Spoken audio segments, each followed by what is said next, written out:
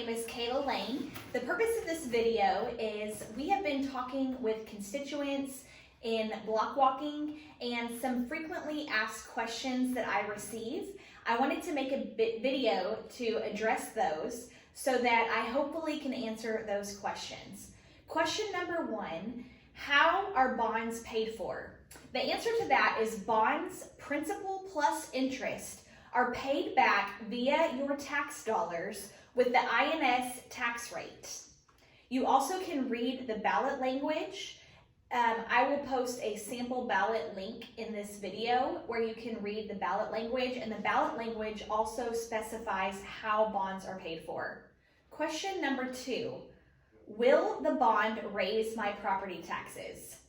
The ISD portion of your property taxes are based on two things. Number one, the appraisal value or the taxable value. This is determined by the Central Appraisal District. Please make sure that you protest those values if you don't agree with them. There is a deadline to do that. You can protest those through the Central Appraisal District's website, or you can also fill out the form that comes in the mail with your appraisal. Now, keep in mind that the ISD does know what the appraisal values are before they set the tax rate. The tax rate is determined by the ISD. They look at the appraisal values and they set the tax rate to meet the requirements to pay off their debt. Even if they keep the rate the same or even slightly lower the rate, your taxes could increase due to the increased appraisals. And we're going to show an example of that. We're just using a fictitious tax rate of 0.95 for this example. That's 0.95 per $100. So if last year your appraised value was $200,000 with a 0.95 tax rate, your tax burden would be $1,900. 1 year later, if your home's taxable value was $300,000 at 0.95, your tax burden would be $2,850.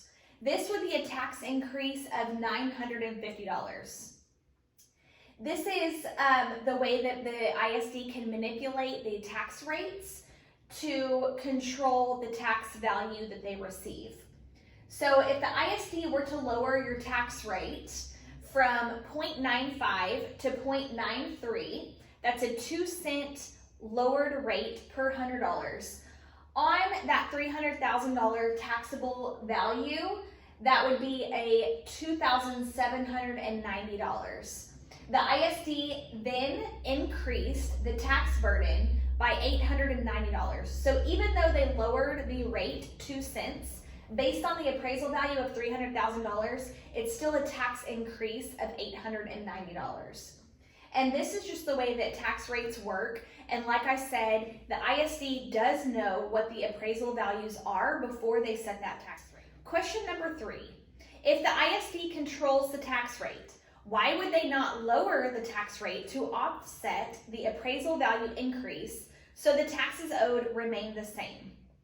And the answer is the ISD is choosing not to implement a no new revenue tax rate. And I will post a link to what no new revenue tax rate is. But essentially, a no new revenue tax rate is an algorithm that figures out what the tax rate would be to keep the tax dollar the same from year to year.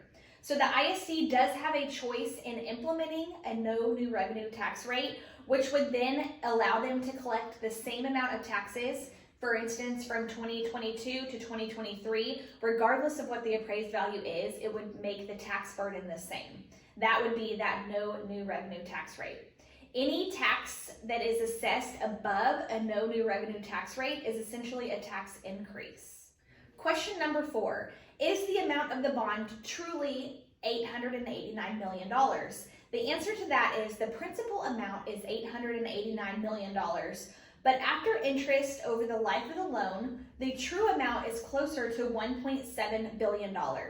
And it's essentially like financing a home over 30 or 40 years. You have interest over time that compounds that takes that $889 million to $1.7 billion. Question number 5, why is the bond amount so high? Where will the money be spent?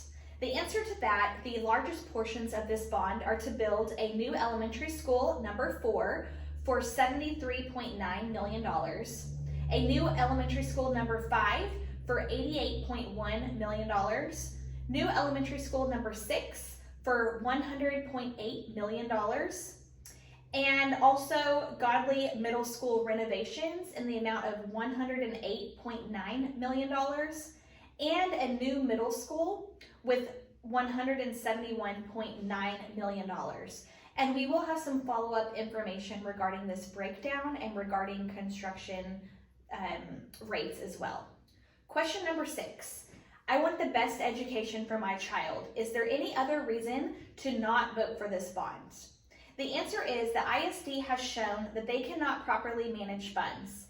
In 2021, the $168 million bond that was passed was projected to meet needs until 2026.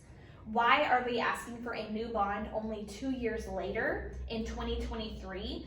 Where did all of that money go? And the answer is that the money was not managed properly, and the values and the construction costs were majorly inflated, which caused them to go over budget. And in order to not go over budget, they had to make cuts in other areas, such as renovations to existing school buildings, which then required those to be passed on to this next bond and to move up the need for that bond from 2026 to 2023. I hope this answered some of your most questions that I hear most often.